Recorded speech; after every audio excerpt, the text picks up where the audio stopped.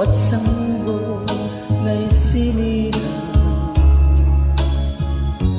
may sariling kapalaran. Nang ako'y magkamaalay, wala sa akin ang paningin. Bakit ito ang palad ko?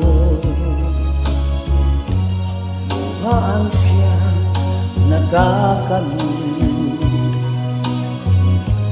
nagtatanong sa may kapal, kung ba't ako nagkaganito.